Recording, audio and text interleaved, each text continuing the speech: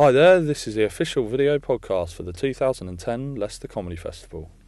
It's the 15th of January, and we're here behind the scenes at the preview show to talk to a few of the acts that performed here tonight. You're watching the Leicester Comedy Festival video podcast. I hope you're enjoying it. Goodbye.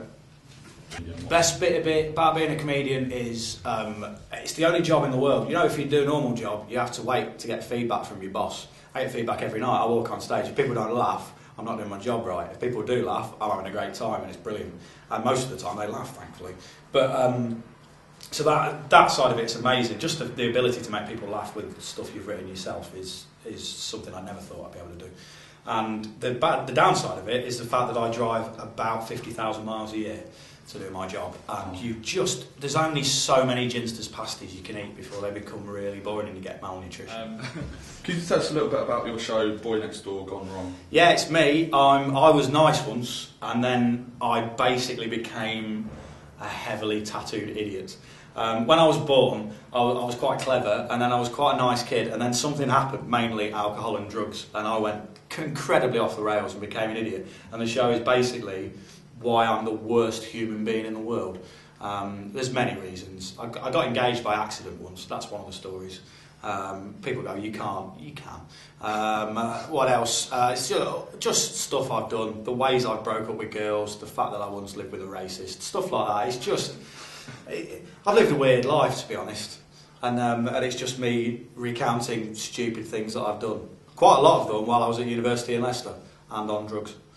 You'll be performing later on in the Edinburgh Fringe with Two Ice Creams on a Sunday. Two Ice Creams on a Sunday, which is my show about... I'm a dad and I've got a 6-year-old, but I don't see her that much. I only see her like half a day a week.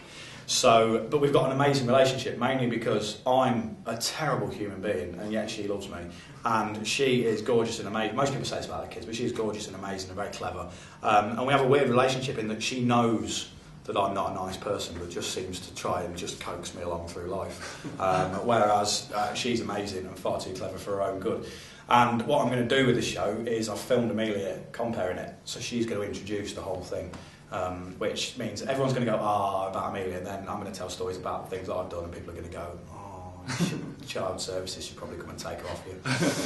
Okay, sweet. And have you got anything else planned for 2010? I do a radio programme all the time, which I've just started doing. So I've just started working for BBC Leicester, doing a radio programme on Mondays, Fridays and Saturdays, which I enjoy doing.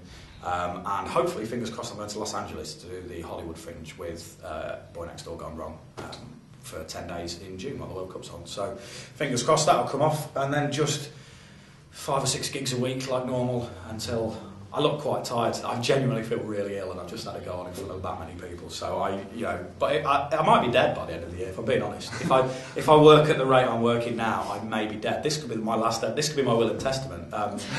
If you're watching, Damien, he's one of my best mates. I'll leave you all my video games, but not Bayonetta, because I'll promise that to someone else. Okay, thanks. Hi, I'm Rob Rouse, and this is... I'm a Rob Rouse, and I've had 2 beers. I've had 2 beers, and this is, woohoo! 1 night away from the baby, 2 beers. And this is the official Leicester Comedy Festival video podcast. My shows, what I do is I tour around the country all year, and the Leicester Festival is really like a great chance for me. It's like one of the big festivals around the country. You've got like Edinburgh, where I do a month residency, and Leicester is great because it's like the first of the festivals of the year. So what I do is I bring, I used to just do one show, like an adult stand-up show, but because it's not very blue, it's not very sweary, it's quite a clean show, I would get a lot of families coming in, kids. So I thought, well, you know what? And my agent said, look, we're getting loads of kids coming. They want to make a show a bit earlier so that they can bring them on. Because, like, people were turning up when I was doing my shows. I was like chatting to the audience before, in the show, I'd be going, all right.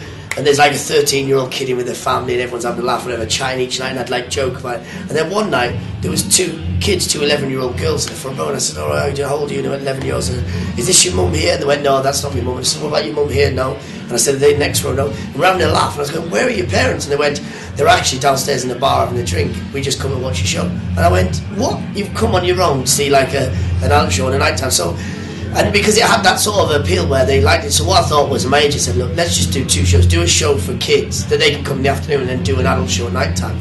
So that's what I did. So I've now wrote 2 shows, and that's why I've done like a family show, even, which is just like it could be for kids with parents or grandparents, anyone can come, because it's all stuff that's universal. It's not very blue, it's easy references, quite physical stuff. And are you going to be putting that on during the day? Sort of like a matinee? Yeah, I'm going to do, I think is it the 21st of February is one of them, which is at 2 o'clock. That's like a family stand-up show.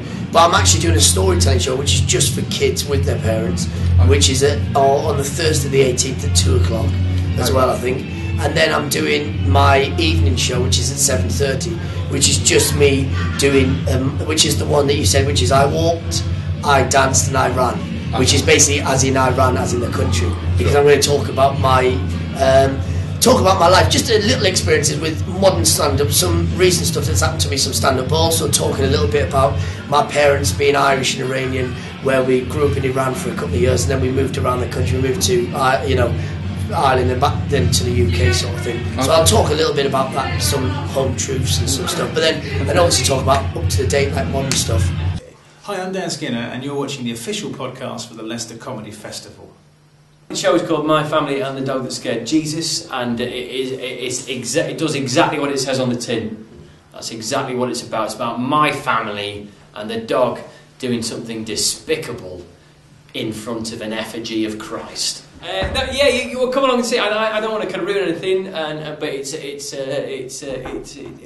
funny. It should be good fun. Yeah. Sweet. But essentially, it's what it is. It's the story of me having a baby. Well, my girlfriend and me having a baby, and whilst being the owner of the world's most sexually active dog. Okay, sweet. Sounds interesting. Yeah, but he has no interest in other dogs. Oh, okay. Yeah, just himself. And sort of like teddy bears. One specifically unlucky red cushion. That's okay. it. That's it. And so it's highbrow stuff. It's highbrow stuff. But they're stories I really enjoy telling. Yeah, good fun. Cool. I think the reason I packed in geography teaching was it's just kind of, it was a bit too rock and roll, and you see a lot of guys, by the time they're 35 they're burnt out, man. Yeah, sure. They've done too many, looked at too much erosion, too much kind of glacial flow. These guys are screwed. They're just gone. Do you know what I mean? They've lost touch with reality. It's only so many years. Exactly. There's only so many fluvial floodplains you can examine before it affects your life. You lose your friends.